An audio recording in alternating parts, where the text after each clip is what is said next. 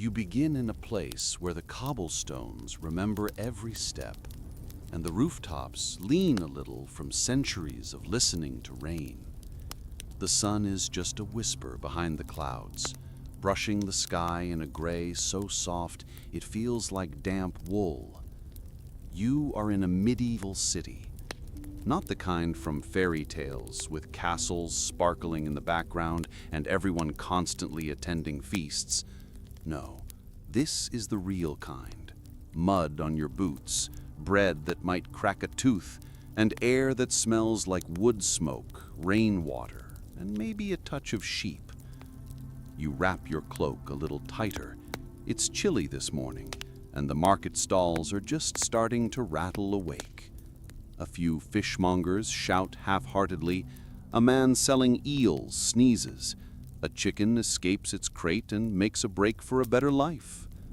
If you enjoy this kind of quiet, curious history whispered gently to help you rest, feel free to like this video, subscribe to the channel, and leave a comment with where you're listening from and what time it is there.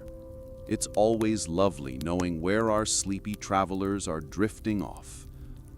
Now, back to the alley you're walking through. Watch your step. There's a puddle that may be older than the monarchy.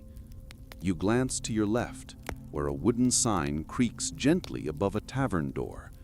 It's shaped like a cat, not just any cat, a cat with a tiny ringing bell around its neck. And as it happens, that image isn't just cute, it's law. This city, for reasons both practical and delightfully strange, once required cats to wear bells. Not all cats, but certain cats, for certain reasons. If it sounds silly now, well, it sounded a little silly then too, but that didn't stop it.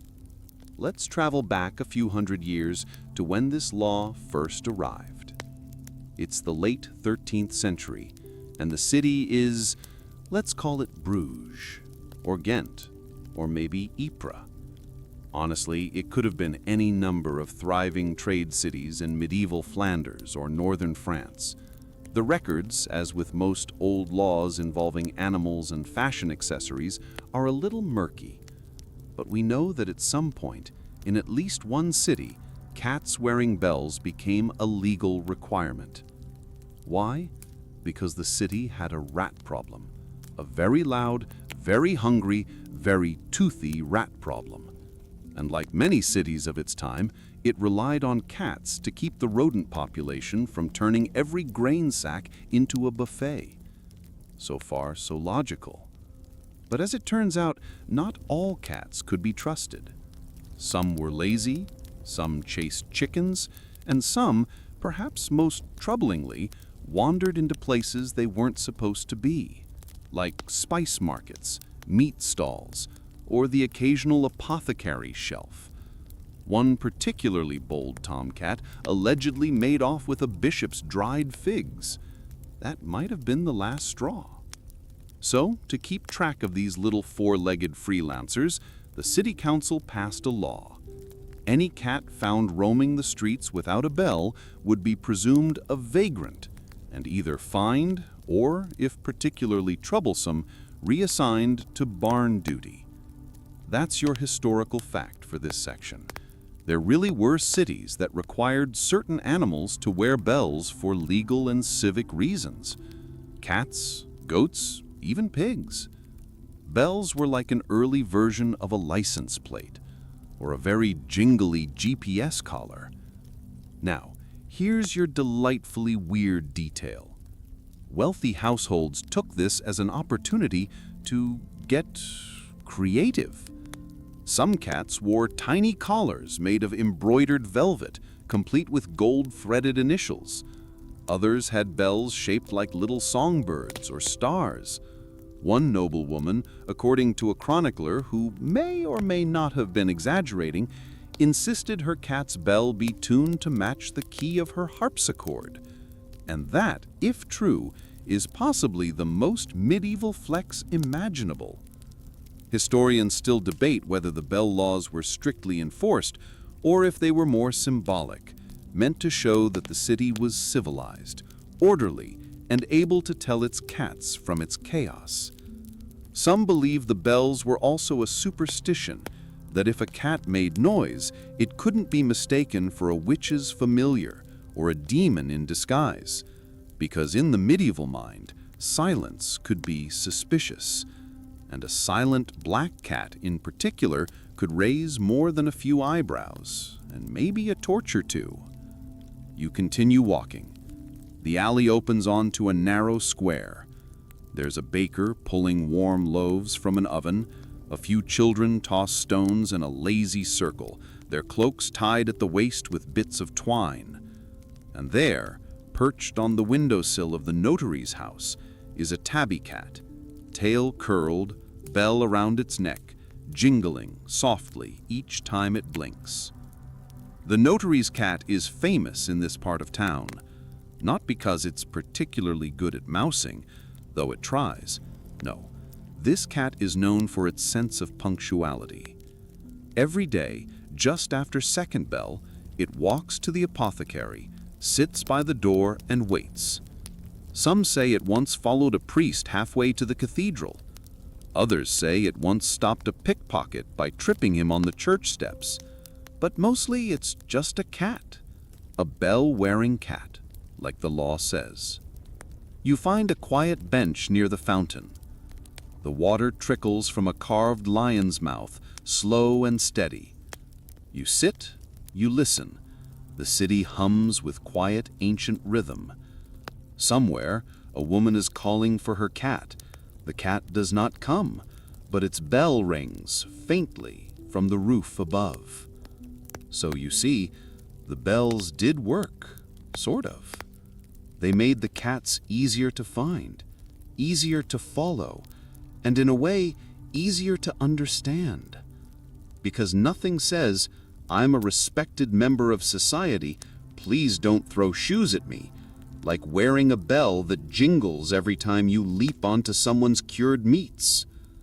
And as the bells chime faintly in the wind, you lean back, cloak tucked around your shoulders, and feel the city breathing through time. Still strange, still old, still ringing.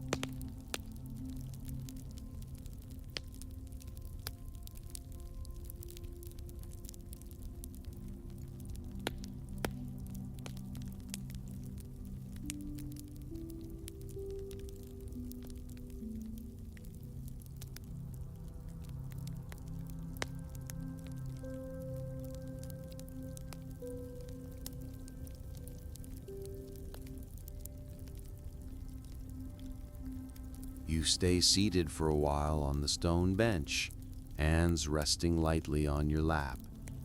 The fountain murmurs beside you like it's reciting a secret over and over. A gentle breeze teases the edge of your cloak, and the bells, those tiny, improbable bells, continue to chime faintly in the distance. They come and go like thoughts during a nap, or memories from someone else's dream. A cart rattles by, its wheels clattering over the uneven stones. The driver nods at you, half greeting, half apology. Behind him, a chicken tied with twine sits on a crate, looking unbothered. Somewhere on a rooftop, a cat watches the chicken. Its bell glints in the gray light. There's something oddly comforting about the sound. The bells, that is. You begin to notice that they don't all sound the same. Some are light and delicate, like wind in a wine glass. Others are a bit lower, more like a copper thud with aspirations. And when you hear several at once, like now as two cats pass each other under a butcher's awning, it's like a very small, very confused orchestra tuning up for a performance that may or may not involve a mouse. Now, you might be wondering, how did these bell laws actually get written? Were there scrolls involved? A vote? A heated argument about cat etiquette in the middle of town hall? Likely, yes. Today's featured historical fact: in many medieval cities, local councils met regularly to establish civic codes that covered everything from chimney widths to eel prices. These councils, composed mostly of merchants, clergy, and a few noble families, treated animal control with real seriousness. Cats without bells were considered a nuisance, much like stray pigs or unlicensed geese. One city in northern France even required dogs to wear colored ribbons during market days so they wouldn't be mistaken for thieves. It didn't work. As for the cats, their bells served several purposes. 1, they were a public sign that the cat had a home. 2, they were a deterrent for theft. Because yes, in case you were wondering, people did steal cats. Fancy ones, fluffy ones, cats trained to catch mice, or simply cats who seemed particularly lucky. A bell told the world, this one belongs to someone. Hands off. You get up from your bench, slowly, stretching a little as you do. Across the square, you spot a shop with its shutters just swinging open. A faded wooden sign above the door reads, Le Cordon du Chat, the cat's ribbon. You walk over, because of course you have to go inside. The shop is small, warm, and smells faintly of beeswax and rosemary. Ribbons hang from pegs along the wall, blue, red, gold-threaded, even a few with tiny stitched flowers. Behind the counter, a middle-aged woman with sleeves rolled up and a thimble on her thumb is sewing a loop onto a velvet collar. She looks up at you and says, without missing a stitch, "Looking for a bell?" You nod. She gestures to a display behind her, dozens of tiny bells in neat rows. Some are round and plain, others shaped like acorns, leaves, tiny shields, or little stars. She picks one up and shakes it gently. It makes a sound like a memory trying not to wake anyone up. Here's your cultural tidbit. In the 14th century, there existed something called the bell tax in a few towns, a fee you paid to register your cat's bell with the city clerk. Supposedly, this allowed city officials to keep track of the animal population and prevent bell forgery, which is frankly the most medieval crime imaginable. One chronicler even writes of a scandal in which a rival merchant tried to sabotage a competitor's cat by swapping its registered bell for a cursed one. The cat was fine, the merchant was fined. Historians still debate whether these laws were truly about control or if they were a subtle form of social signaling. To own a cat and to bell it properly meant you were respectable, house-proud, and invested in civic order. Some believe the bells functioned like miniature badges of honor.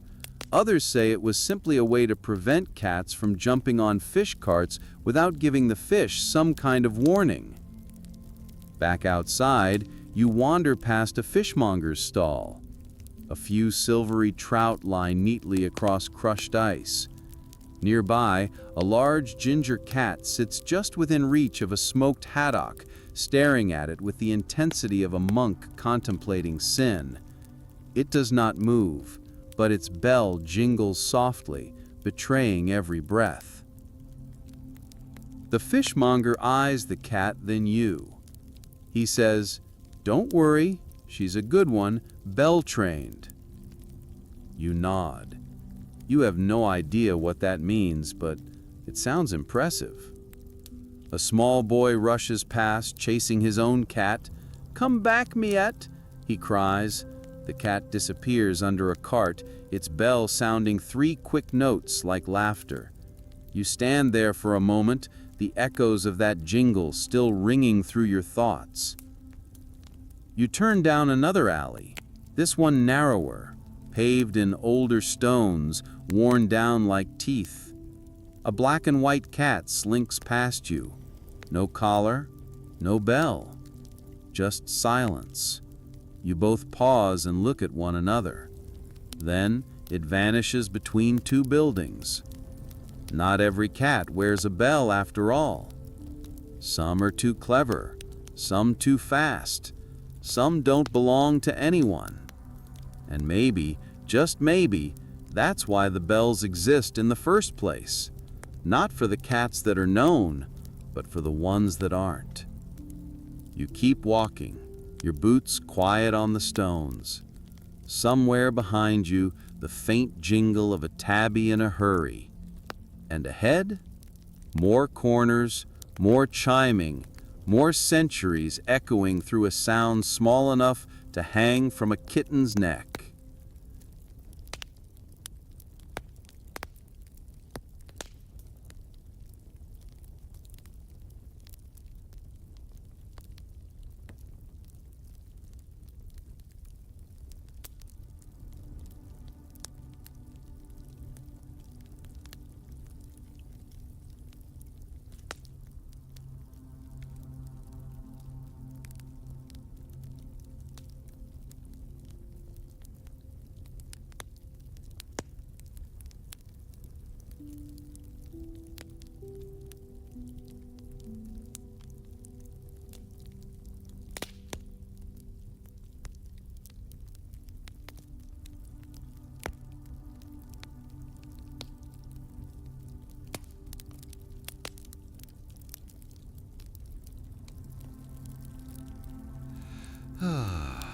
The clouds overhead shift slightly, revealing a brief glimpse of pale sky. Not quite blue, more like worn linen left too long in the wash. You pass under an archway carved with vines and faded saints, one of whom appears to be holding a fish? Maybe a scroll? It's hard to tell. The stone has weathered away most of the details, as if even the saints have grown tired of being recognized. Your boots crunch softly over gravel as you enter what seems to be the quieter part of town. Fewer carts, fewer chickens, more cats. One sits in the window of a weaver's shop, tail flicking slowly, eyes fixed on a bit of thread dancing in the breeze. Another balances atop a barrel, bell chiming with every twitch of its ears. You're starting to realize that this city doesn't just tolerate cats, it revolves around them in its own curious way. That might not be entirely accidental. Today's historical fact: in many medieval communities, especially in Northern Europe, cats were considered official members of certain guilds. Not formally, of course, no one issued them paperwork, but cats lived in weaving halls, bakeries, breweries, and archives as vermin control specialists. Their presence was expected. Their success at catching mice often reflected directly on the prestige of the guild. And in cities where records were stored in scrolls, paper, or precious vellum, a single rat could chew through centuries in an afternoon. So the cats were beloved, even revered. And if a cat wore a bell, it wasn't to shame it. It was to say, "This one matters." You turn into a wide courtyard. Laundry flaps from high windows. A young girl is reading aloud to a group of cats. Not dramatically, just quietly, as if they're her audience and she's long since given up expecting applause. You pause, listening. The story is about a knight who lost his sword and had to win a duel with a loaf of bread. One of the cats yawns. Its bell jingles lazily. You can't help but smile. You take a seat nearby, careful not to spook the readers. And here's your odd detail for tonight. There are surviving medieval poems, actual verses, written about cats in civic life. One Flemish verse tells of a cat named Tybalt who was elected Mouser General of the Docks. Another, probably written half in jest and half in wine, describes a feast held in honor of a cat who chased away an entire family of rats from a magistrate's pantry. Historians still debate whether such ceremonies actually happened, or whether these were poetic exaggerations. But the tone of the writing is affectionate, respectful. These cats weren't seen as pets. They were colleagues. And if one happened to jingle a little while walking across the rafters during a council meeting, well, so be it. You lean back, watching the girl finish her story.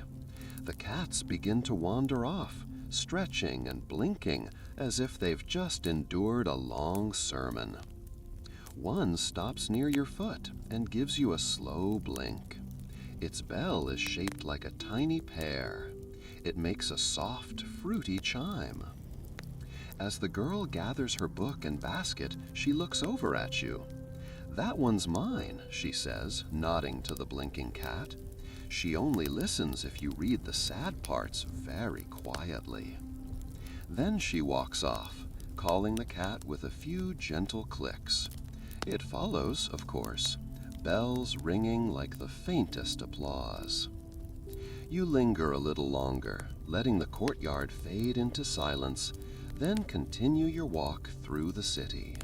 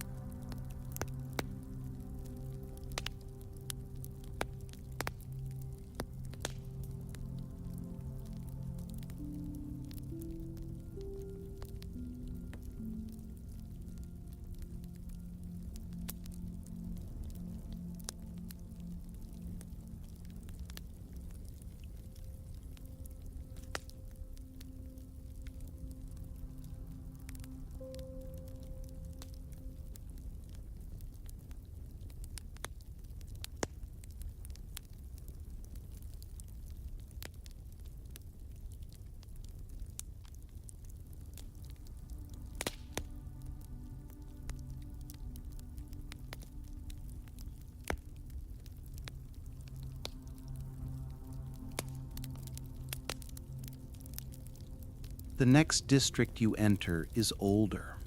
The stones are darker here, stained from centuries of cooking fires and candle soot.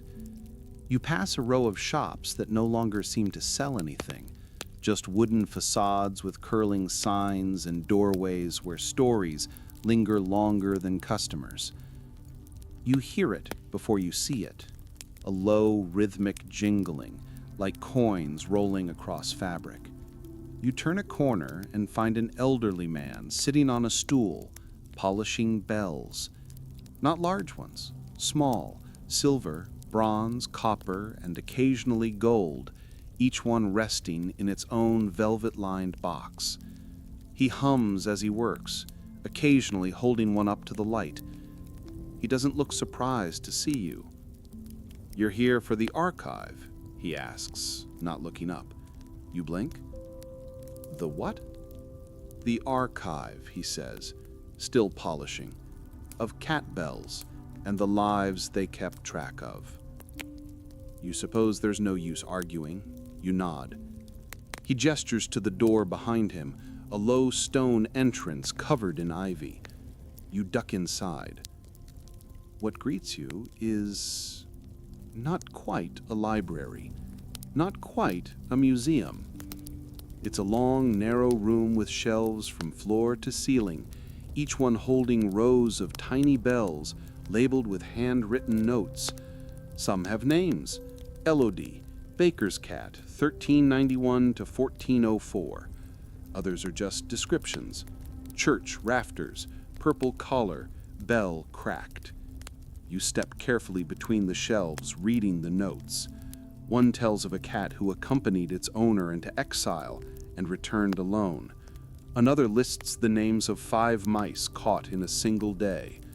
Another just says, stared down a bishop, no regrets.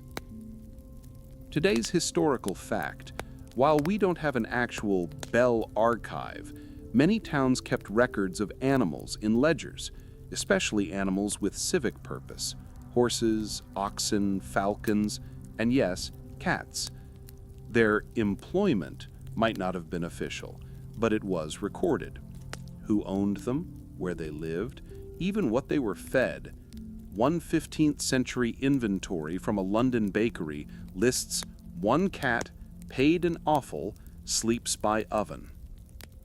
Here's your weird cultural tidbit.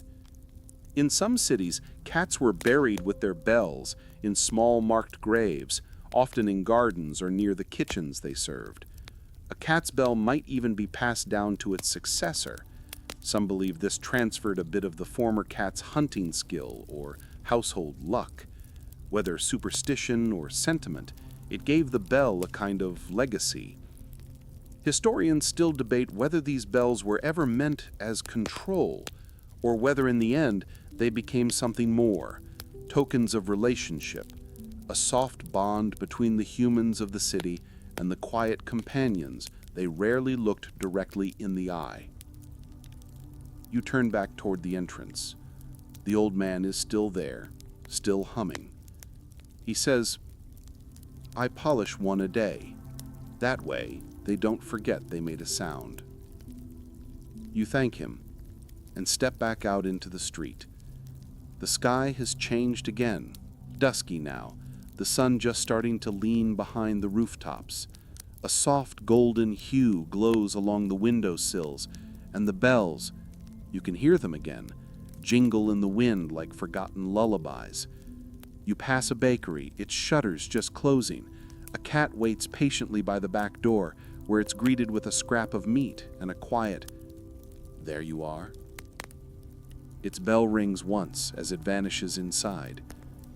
You turn toward your lodging. The walk is long, and the stones are tired beneath your steps, but your pace is unhurried, because everywhere you go, in this city of bread, stone, smoke, and soft paws, the bells are always with you. And now, somehow, you understand what they meant all along.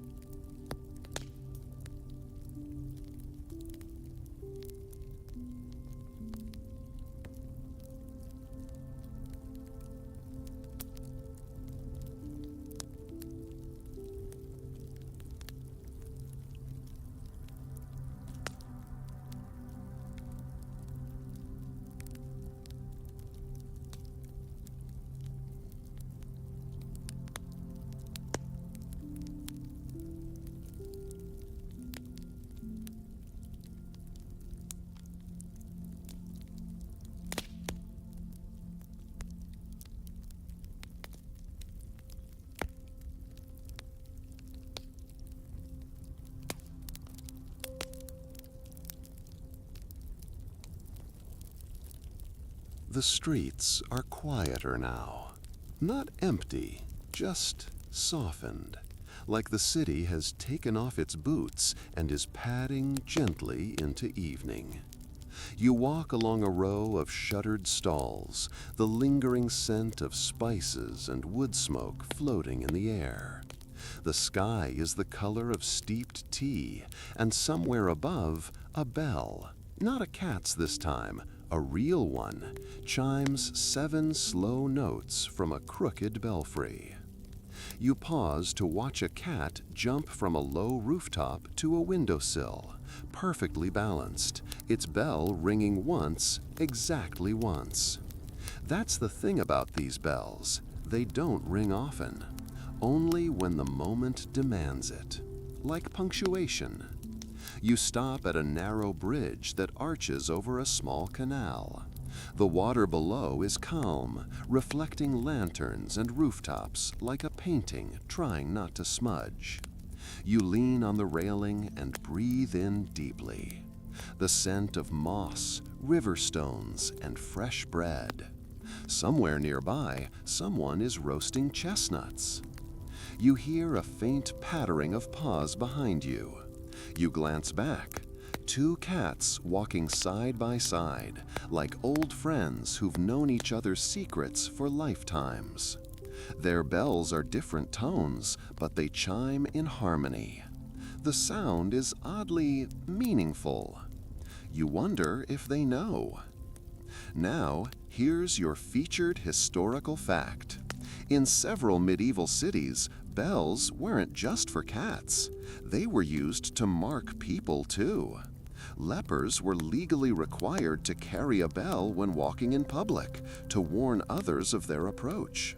In some towns, traveling musicians, debt collectors, or even certain types of apprentices wore bells to identify their roles. Bells were the medieval version of status indicators, job titles, or safety announcements. But for cats, the meaning was gentler. It was part protection, part ritual, part recognition. The bell said, "I belong. I have a place. I am seen." Here's your obscure cultural tidbit. In one small Bavarian town, the local monastery hosted an annual Blessing of the Cats, a real event, during which cats were brought to the steps of the chapel, each with their collar bell polished and shining. A monk would touch each cat on the forehead, whisper a prayer, and give it a biscuit. The cats did not care, but the townsfolk did. Some even brought hand-painted tokens for their cats to wear on feast days. One woman reportedly embroidered her cat's name onto a linen vestment, which the cat tore within minutes, as cats do. Historians still debate whether these blessings were theological or just folk custom wrapped in religious ribbon. But the fact remains, cats weren't just tools. They weren't pests. In many places, they were companions, characters, personalities. You could recognize a cat not just by its coat or color, but by the sound it made when it entered a room. Back on the bridge, you notice a low stone bench carved into the rail. You sit, slowly, cloak wrapped tight against the rising breeze. One of the 2 cats that passed you earlier now returns, alone. It sits at your feet, flicks its tail, and lets out a single chirp. Not a meow, just a sound. Its bell doesn't ring. Pause. It just sits there with you, quietly, watching the water. And you realize, this city never needed a bell law for cats. What it needed was a way to listen, to keep track of the little things that mattered. The paws that kept the grain safe. The companions who asked for nothing but a warm spot by the fire and the occasional fishtail. The creatures who reminded people to slow down, to notice, to be still. Eventually, the cat leaves. It disappears around the corner with a flick of its tail and a faint rustle of leaves. The air is cooler now. You rise, stretch, and begin walking once more. Not because you're lost, but because the city has more to whisper. And around every corner, in every shadow, beneath every window, you might hear it. That soft, silver chime, reminding you that someone has passed this way before.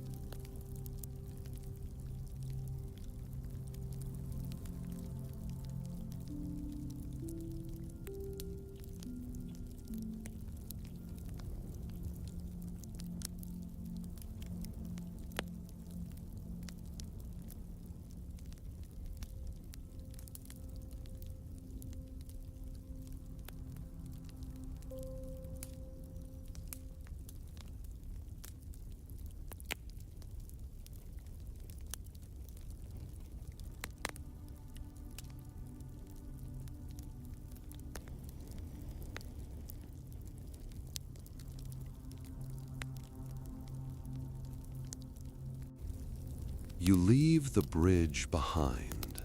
The canal curves gently away like a ribbon being pulled through fabric, disappearing behind buildings that lean a little too far into the street. You walk slower now, not because you're tired, but because the city seems to expect it. Everything here moves at its own quiet rhythm. Even time feels old. You pass a bakery where the hearth still glows warm. A woman inside dusts flour from her sleeves and closes the shutters with a soft sigh. Her cat, Ginger, round and regal, sits on the sill, its bell catching the last of the firelight. You pause to look at it. It looks back at you. No one says anything, but the moment lingers, sweet as warm bread. You take the long road up the hill, past the cloth merchants and the coopers and the quiet little chapel that always smells faintly of beeswax. It's said that the first bell ever fastened to a cat in this city came from that chapel, left over from a broken censer chain, repurposed by a tired priest and a hungry kitchen cat. Here's your historical fact for this stretch of the evening. In many medieval towns, laws and customs evolved from accidents. A rule about cat bells may have started as a one-off solution and slowly turned into policy. First spoken, then written, then assumed. The bells weren't decreed all at once by some royal proclamation. They crept in, one collar at a time, until eventually the silence of cats became an unfamiliar thing. You reach the top of the hill and find a small stone plaza. It's empty now, save for a fountain and 3 cats sitting side by side. Not a sound between them. But then one turns its head and its bell chimes softly. The others do not move. It's like watching an ancient ritual, only they remember the rules too. You sit at the fountain's edge. The stone is cool beneath you, and the air tastes like dusk, earthy, a little damp, with a thread of chimney smoke on the breeze. You take a slow breath and settle in. Here's your strange cultural detail. In some late medieval towns, it was considered lucky to hear a cat's bell at night, especially if you were walking home alone. The sound was said to mean you were being watched over. Not by the cat itself, of course. Cats are far too busy for that. But by whatever ancient forces guided small, careful steps and helped people find their way in the dark. Some families even kept guardian bells from beloved cats that had passed, tied to door frames or window latches so the familiar sound would still echo when the wind turned. There are records of bells being sewn into wedding garments or placed beneath cribs or even hidden inside traveling cloaks for luck. Historians still debate how widespread this belief was, or whether it was more a bit of folklore dressed up in superstition. But the bells endured. The sound became part of the landscape. Not noise, never noise, just presence. A soft announcement. I'm here. I'm alive. I'm passing through. You lean back against the fountain. One of the 3 cats has vanished. The other 2 blink at you slowly. You feel neither watched nor ignored, just acknowledged. And that's enough. As the last light fades from the sky, the city around you seems to shift into its nighttime form. Windows glow like lanterns. The smell of stewed onions drifts from somewhere down the hill. A door creaks open, and the silhouette of a cat, tail high, bell faint, slips into the street. You close your eyes, just for a moment. And in the silence, you hear it, the soft ring of a bell. Then another. then none. Just the wind and the past, and a place where even the quiet wears a collar.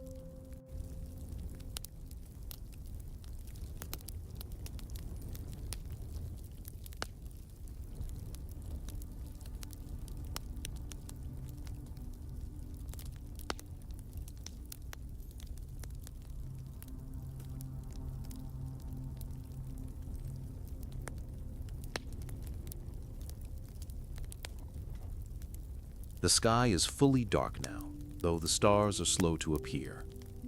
Above the rooftops, the moon is a pale, polished coin, just enough light to show you where the cobblestones dip and rise beneath your steps. You're walking downhill now, back toward the heart of the city, where lanterns swing gently from iron brackets and shutters glow from within like fireflies in boxes.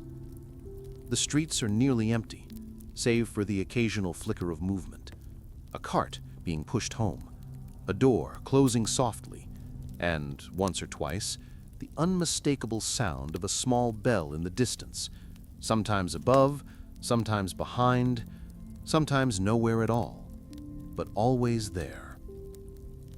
You pass a tailor's shop with a painted sign shaped like a needle and thread. In the window sits a small velvet pillow, and on it a silver bell, polished, round, unassuming. A placard beside it reads, "For Whisker, whose silence saved a house from fire." You pause. No explanation, no further detail, just a bell and a name. That's how things are remembered in this place, not with statues or long speeches, but with objects, quiet ones, soft ones, bells with a past and a place. You step through the square again, now wrapped in stillness. A musician is playing somewhere. You can't see them, but the sound is slow, steady, and slightly off-key, like a lullaby that's trying not to wake anyone. You stop beside the fountain once more. Its water flows gently in the dark, silver threads catching the lantern light. Here's your historical fact for tonight. Bells like these, the kind worn by animals, weren't just tools of tracking or punishment. They were also used in rituals and processions. In some towns, festivals included cats as part of the parade, their bells ringing as they walked among the people, not always willingly, but ceremonially nonetheless. Some even rode on carts decorated with ribbons, pulled by children or local apprentices as symbols of domestic order and protection. It sounds strange to us now, cats in festivals, but at the time, their role in society was deeply entangled with luck, grain, and survival. You didn't just want a cat in your house, you wanted it to stay. And the bell? That made it feel official. Your strange cultural tidbit? Some bells were hand-tuned to a specific tone, a sort of musical signature unique to that cat. There are records, scattered, half-legible, of bellmakers who claim to create personal harmonies for each household's feline guardian. One even wrote that he could match a cat's spirit to a note, which probably meant he was guessing, but still. Imagine a city where every cat rings in a slightly different key. Historians still debate whether this tunal tradition was real, exaggerated, or just marketing by ambitious bell merchants, but the image lingers. A city full of cats, each singing softly in their own metal note. You start to head toward your lodging now, the streets familiar beneath your feet. A few candles still burn behind shuttered windows. You pass a low archway, and from the shadows comes a sound. Not a bell, but a soft trill. A greeting. A meow. A cat steps out. Small, black, eyes like polished olives. No collar, no bell. It blinks at you. You blink back. Then, without a sound, it disappears into the night. Not every cat in this city wears a bell. Some don't need them. Some move in ways the law never planned for. Some walk paths even older than streets. You pause in the doorway of your lodging. The cat's brief appearance has left something in the air. You can't quite name it. Something between recognition and reverence. Like meeting an old friend you never spoke to. Inside, the room is quiet. A small fire glows in the hearth, casting long shadows across the stone floor. There's a chair, a blanket, and a window cracked just enough to let in the night. You sit, and you listen. The bells are still out there, faint, sporadic, always honest. And you wonder how many stories in this city have gone untold simply because they jingled too softly to be recorded. But you heard them. You're hearing them now.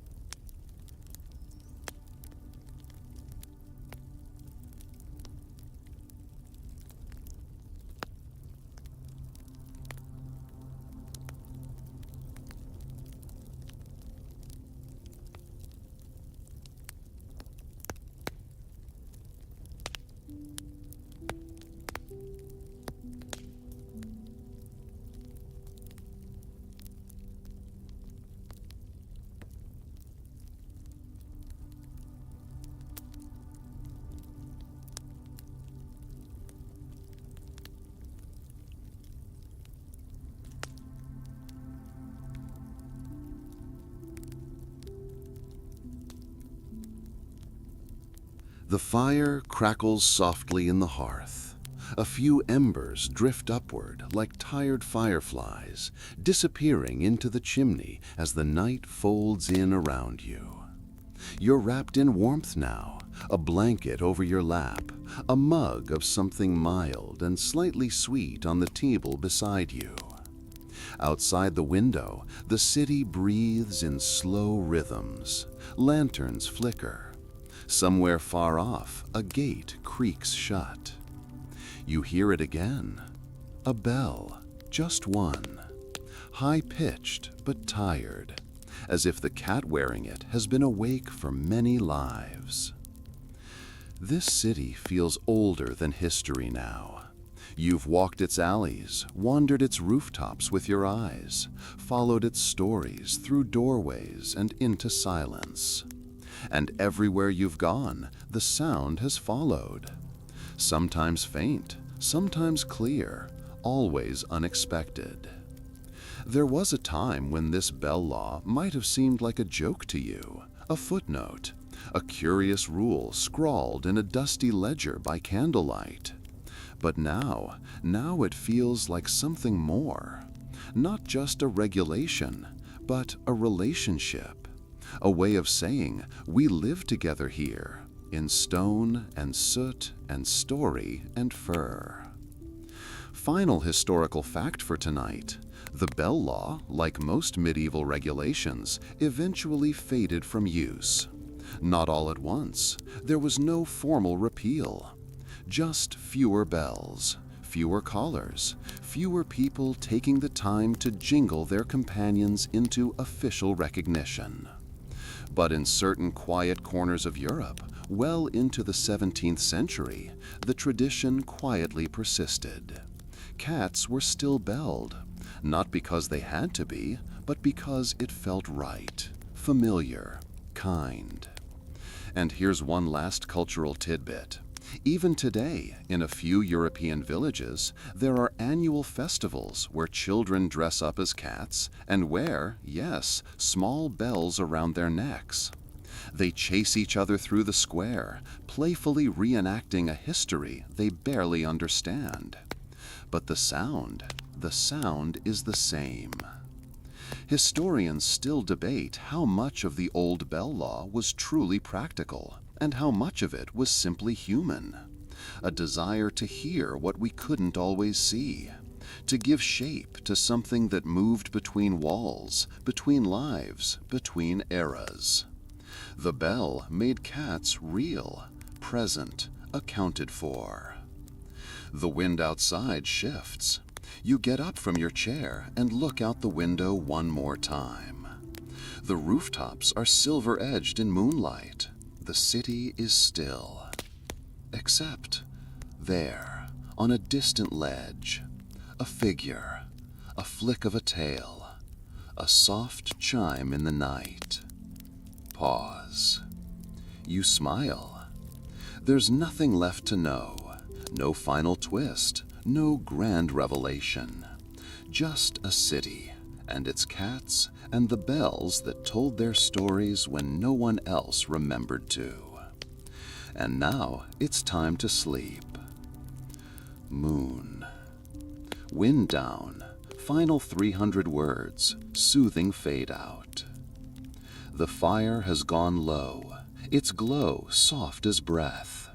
You lie down, blankets pulled gently to your chest, the pillow cradling your head like old linen woven with dreams. The stone walls around you no longer feel cold. They feel ancient, protective, like a cathedral that has forgotten how to echo. Outside, the city slows, then stills, then sighs. A bell rings once, just once, far away, or perhaps right beside you. You don't need to look. Pause. Your thoughts move like cats, quiet, deliberate, soft-footed across the floorboards of memory. Some pause, stretch, and curl into your arms. Others vanish into corners you'll never need to name. Pause. Let them. Tonight was never about answers. It was about presence, about being where you are, about hearing the smallest thing and knowing it mattered. The bells will keep ringing. The city will keep dreaming. And you're already fading into sleep. Good night, traveler. Rest well, and let the quiet ring.